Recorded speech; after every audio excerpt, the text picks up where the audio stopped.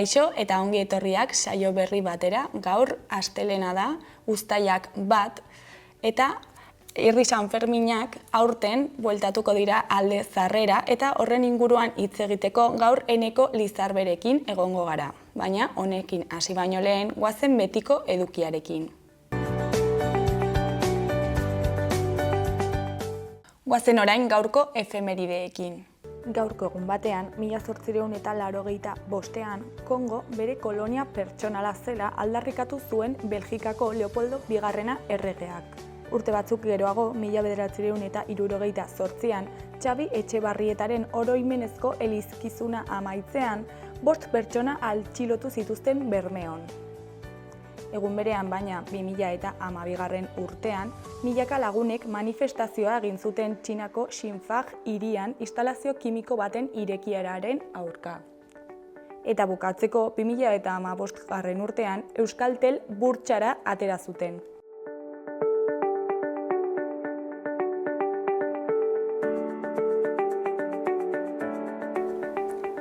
Ikus dezagun gaurko egunkarien azalek zer dioten.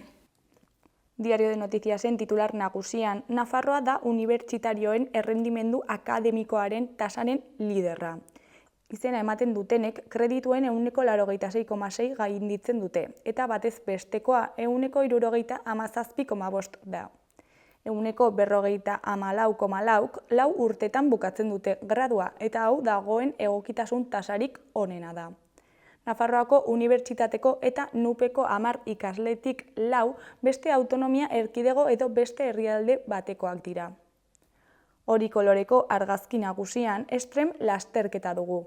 Haizerik ezak eta beroak markatu zuten eguna, bereziki gogorra distantzia luzerako. Titularrean estremaren gogortasuna. Eskuineko beste bi berrietan batean Marta Fernandezek eta Unas Txokarrok irabazi dute entzierroko lasterketa.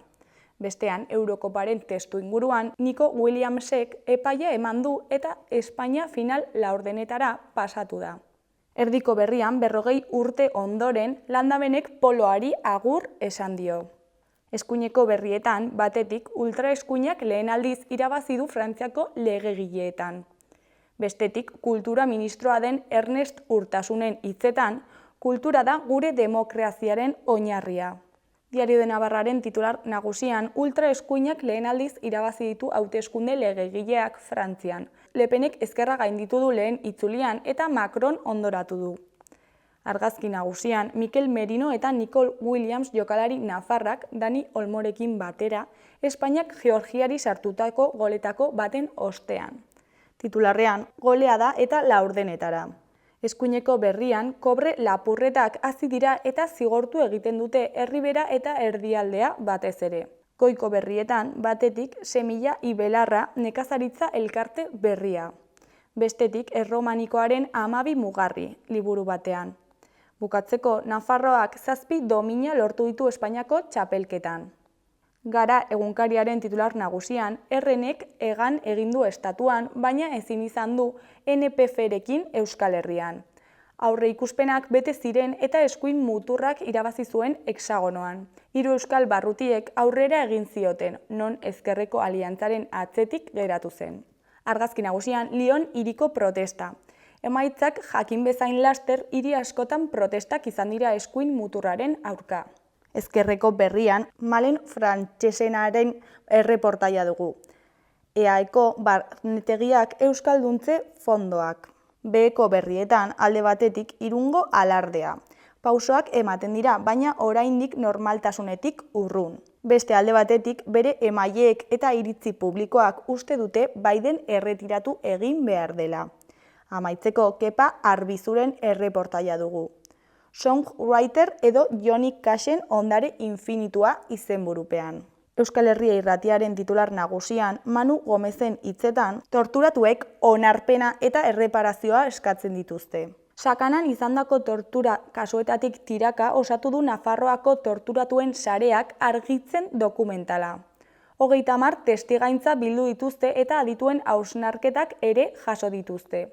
Tortura kasuen berri eman Euskal Herrian izandakoaz ohartarazi eta erreparazio beharra badagoela jakinarazteko izan da baliagarri lana. Adierazi du Manu Gomez argitzen taldeko kideak.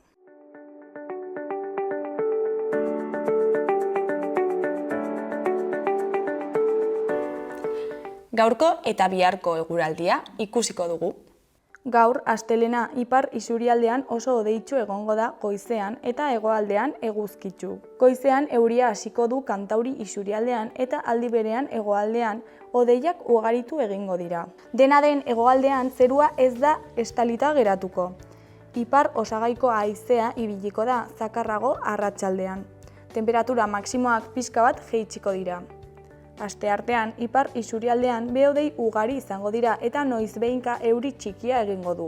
Orduak pasa ahala, atertu eta ostarteak zabalduko dira. Ipar ekialdean izan ezik. Hegoaldean zerua tarteka hodeitsu egongo da hasieran, baina gero garbitzera egingo du eta arratsaldea eguzkitsua izango da. Iparraldeko haizea ibiliko da, bolada gogor batzuekin arratsaldean. Temperaturan aldaketa handirik ez.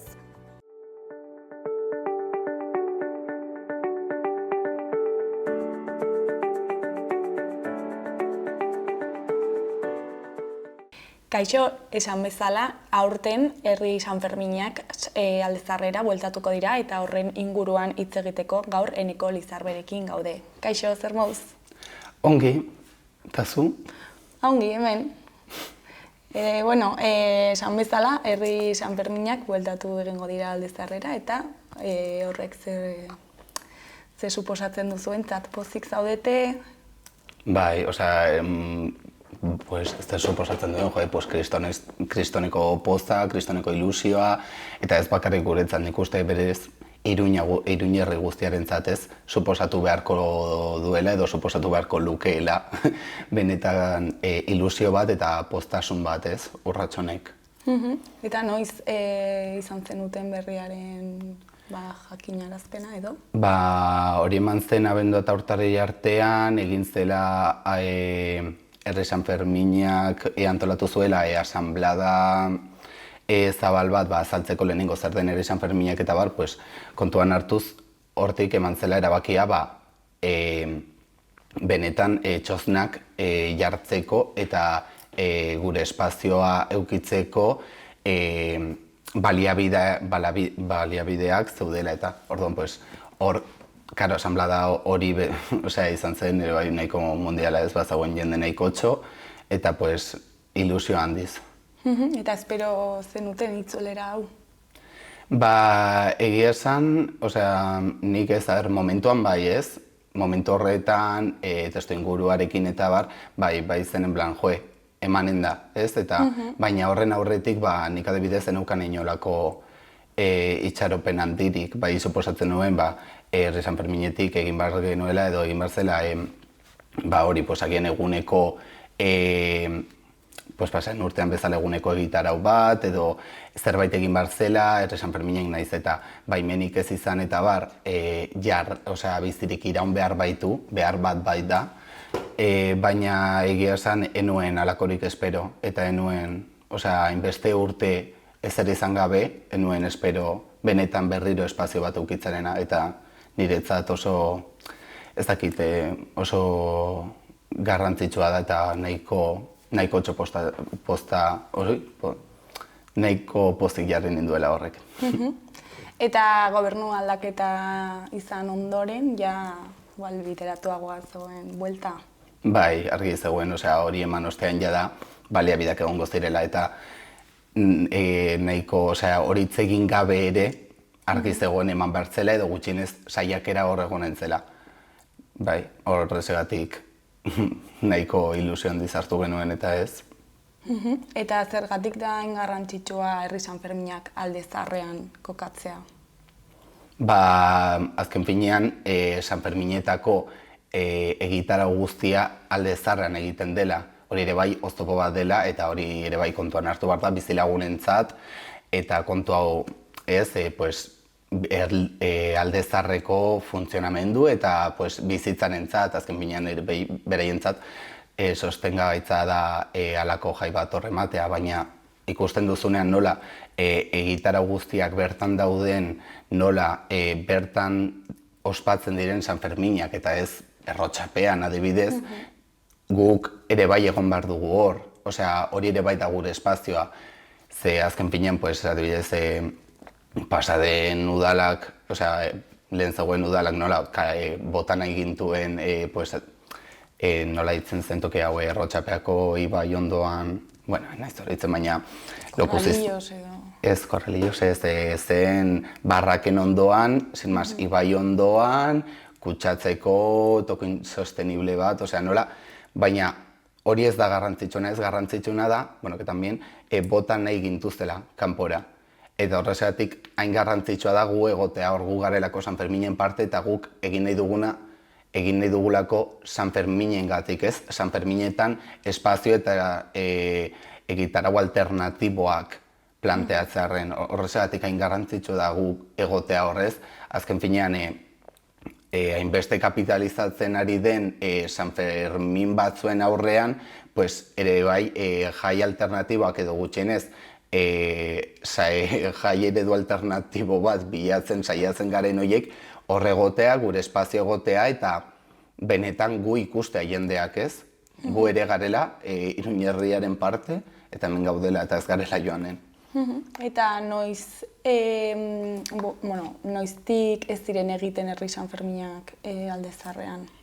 Ba, berez, claro, depende ez, adibidez, pasaen urtean esan dizuna, bai egin zen, baina egun bakarreko egitaragoa izan zen, ez, berez, pues, azken udal hauteskundetatik, osea, honakoak ez, aurrekoak ez, UPN aterazenetik eta, pues, jada ez da, pues... Osea, 2019. Bai, edo, hortik gainera ere bai COVID-arekin izan zen kristoneko bazilea ez, ez dakit nola esan, bai egia da COVID-a dela eta pues, jaiak adibidez 2 urten zehar ez zirela egin, edo urte bakar baten, eta bestean nahiz oroitzen ea nolako izan zen, baina nahiko sin más, osea, ez zela benez San Ferminetan egiten den guztia, eta pues, hori bermatuta ere bai, gu aldentzeko eta gutaz azteko, pues, oso ongi egin zuen udalak ez, eta pues, ez da egiten hortatik. Egia da, ala ere, San Ferminetatik antolatu direla, pues, adibidez, 2022an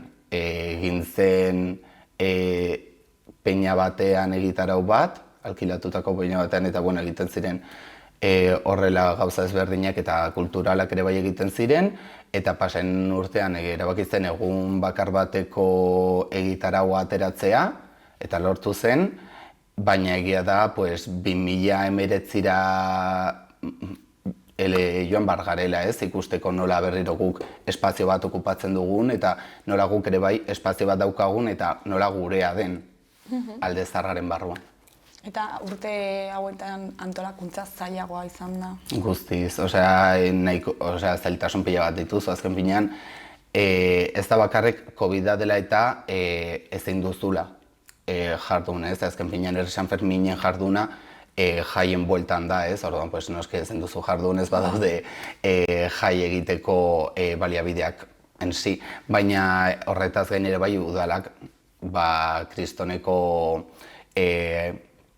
ez dakit nola esan, aldenketa edo kanporaketa egin digula, eta pues, orduan horrek ez dizu baliabiderik ematen benetan, pues, espaziorik eukitzeko ez ezer. Orduan, pues, hori antolakuntza izan da oso zaila, ere bai desmotivazio nabaria egon da ez, nola pasatzen zaren zuk zure espazio izatetik ez izatera ezer, pues, azken finean horrek ere bai desilusionatzen du, eta pues, jarduna eta lankarga pues, pisutxoago eta zailagoa egiten du.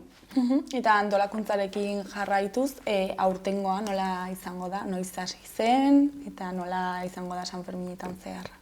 Bueno, ba, berez, San Ferminak doa zelkartzen urte osoan, egia da, pues, San Ferminen ostean, pues, gehiago balorazioa, ez, alako gauzak eta gero, pues, erlaxatzen dela, baina jada pasaen urte bukaeratik antolatzen eta biltzen hasi, osea, modu erainkor batean hasi zela, eta lehen komentatu nizuan, asanblada ireki horretan tik aurrera, pues, 2 astetan behin, ez banago oker, ja egun hortatik aurrera 2 astetan behin hasi ginen elkartzen, eta hortik ba, jada 2 astetan behin, elkartzen minimo, eta gero ja, pues, hurbilago joan, osea, hurbiltzen joan garen ahala, frekuentzia hori handitzen, eta gero kontuan hartutare bai ez dela bakarrik 2 astetan behin antolatu daiteken zerbait, osea, badaude lan talde ezberdinak, kudeaketa ezberdinak, eta horiek ere bai bere frekuentziak eta bere denborak dituzte, eta, osea, esan nahi dut, ez da, ez dakit, iluminatu talde bat, ez gara iluminatu talde batzuk, osea, bagara asko, eta badago lan asko, eta horren aldetik egia da, joan hurbildua ahala, egunerokotasunean eraman dugun zerbait izan dela ez, pixkat. Eta San Ferminak behin hasita, nola antolatuko zarete? Jende pila hor voluntario moduan, claro, antolatzeko hori dena, nola egiten duzue? Bai, berez, osea, txanda bidez ez, txozna gehienak bezala, baina berez ditugu txanda ezberdin pila bat, ez da bakarrik barra, dere bai sukalde, dere bai barra arduraduna, eguneko arduraduna, movida pila bat, baina egia da txanden bitartez ez, eta elkarlana eta auzolan logika horren bitartez gu antolatzen garela ez, hori guretzat auzolan logika badelako gure logika, ez dakit nola esan, baina hori, guretzat auzolan ez izan behar da. Ez da azken finean, da guztion artean egiten dugun zerbait eta guztiontzat egiten dugun zerbait, eta San Ferminetan ere bai izanen da, eta txanda bitartez eginen dugu dena. Txandak jada irekiz direla, pasaden astean, ez banago keredo duela aste terdi, enaiz horretzen justu egunaz, baina irekiz direla, eta ere bai, hori norbanakoak, nahi zuenak, ere bai, apuntatzeko, zuk esan duzun bezala voluntario gisa, eta hori, baina egia da, txanden gehiengoa hartu direla Henri San Ferminetan gauden kolektibo eragile plataforma eta norbanakoak ere bai, horietatik eta horietan militanteek ere bai hartzen dugula Henri San Ferminetako txanden gehiengoa. Horrezatik ere bai horrek ematen digu pixka, ez dakit nola esan, estabilitate puntu bat edo ez. Eta jendearen aldetik zer moduz?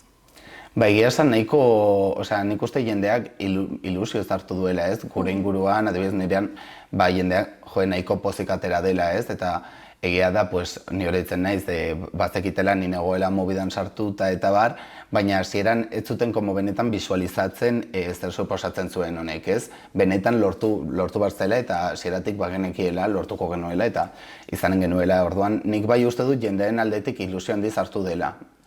Eta, izan ere, bete izan da voluntarioen txanda guztiak, voluntarioentzat irekiak zeuden txanda guztiak bete egin dira, eta horrek ere bai erakusten du ez, nola benetan dagoen ilusio bat, eta nola jendeak benetan Henri San Ferminen parte izan nahi duen, eta nola sentitzen duen berea ere bai hau ez.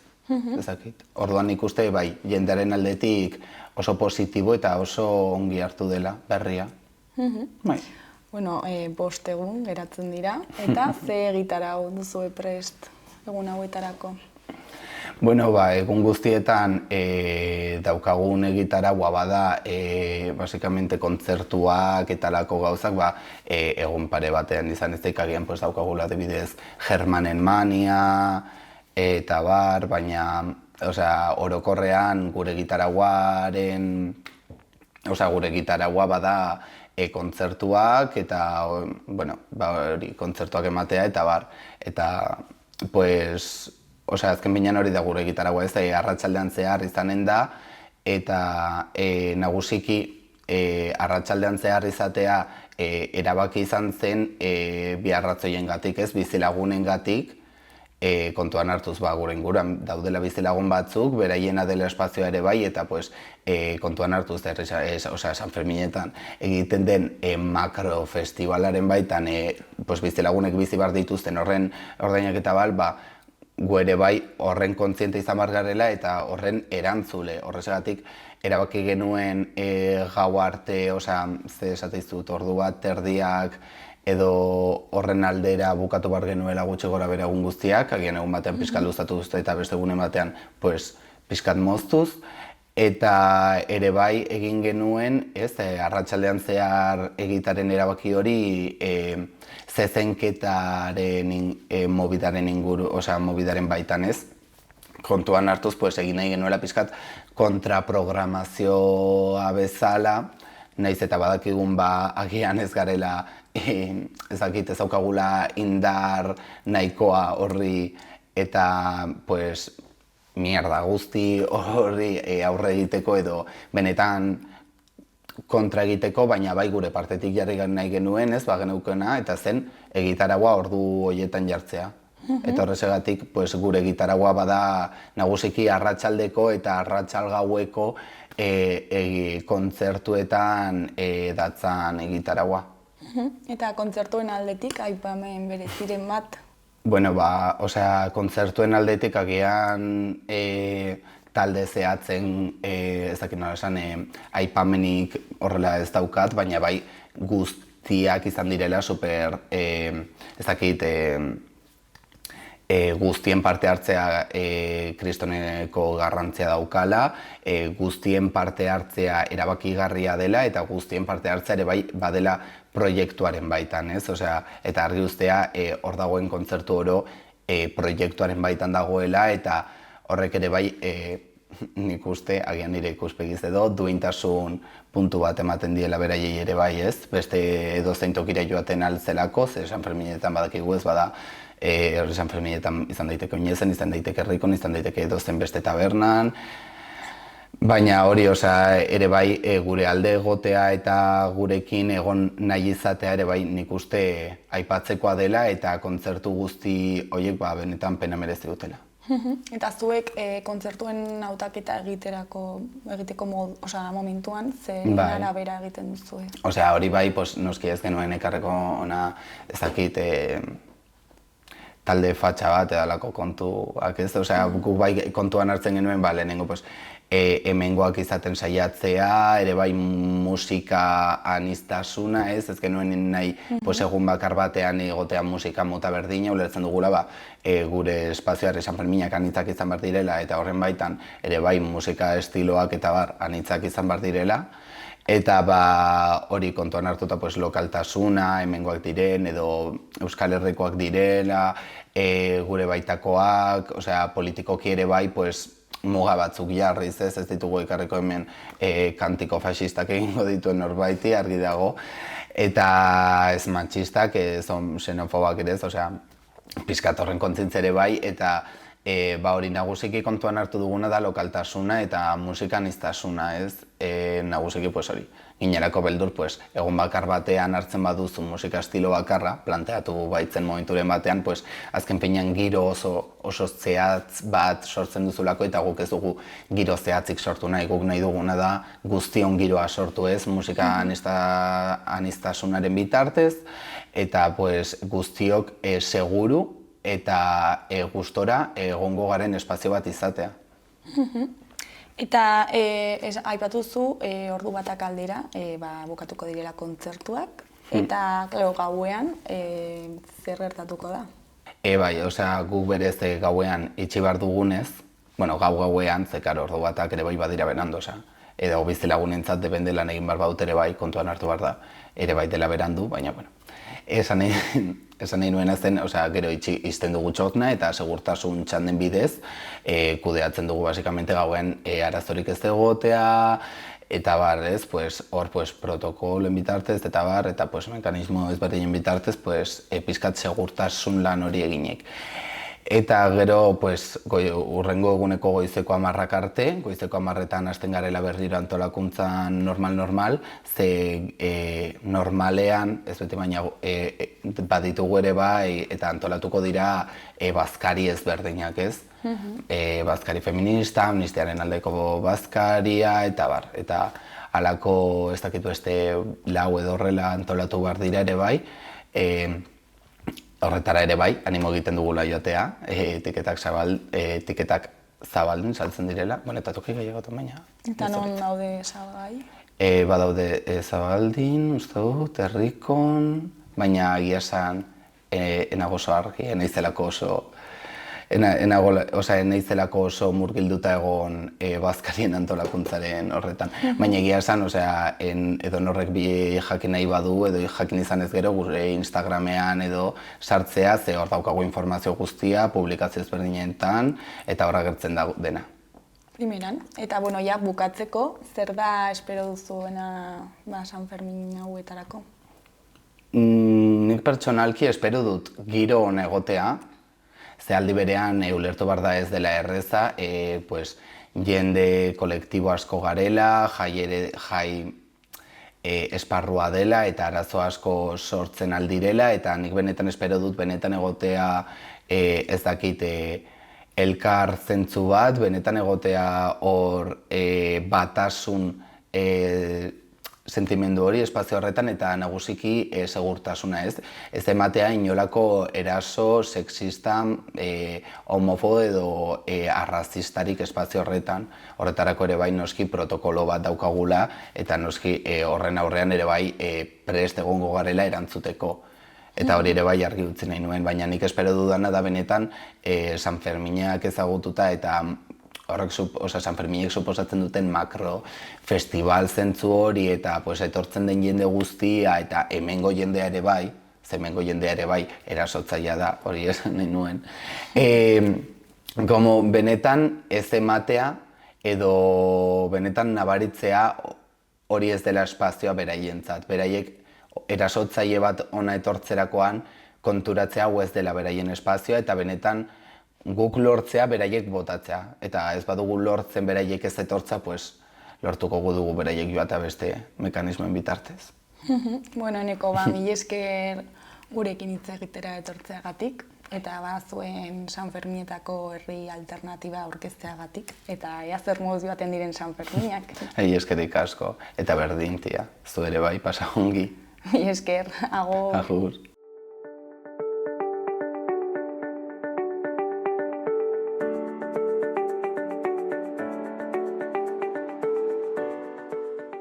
Gaurkoz hau izan darena, bihar itzuliko gara eduki eta elkarrizketa berriekin. Ondo segi, agur.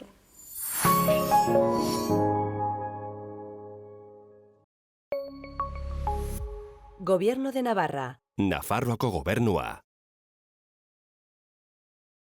Iruindarrak! Gora San Fermin!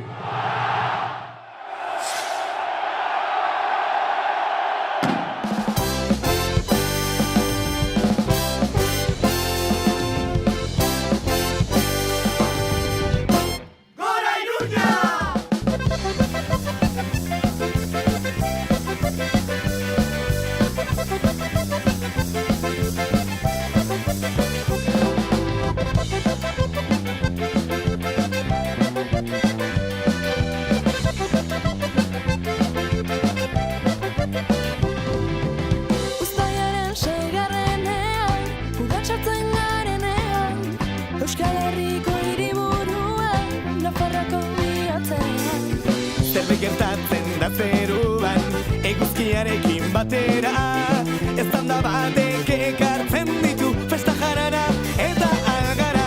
Atera kalera, trago batzuk hartzera, 8 egun ta erdi batzutan bederatzi edo 10 kuadrillarekin peinetan txarangarekin kalean. Gora Iruñea, San Ferminetan jaian, baina borrokan urte osoan.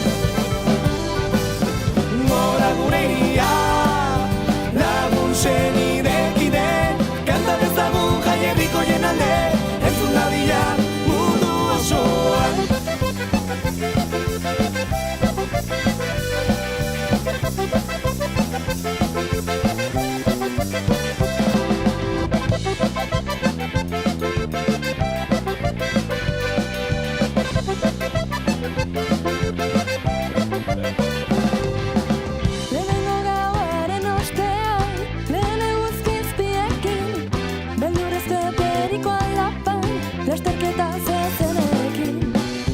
Saldu eta gero, erraldoiak dantzan daude. Aizu lagun atzotik zaudela, lopiskabak egitea hobe. Atira kalera, drago batzuk atzera, 8 egun ta erdi batzutan bederatzi edo 10 kuadrillarekin txostetan txarangarekin.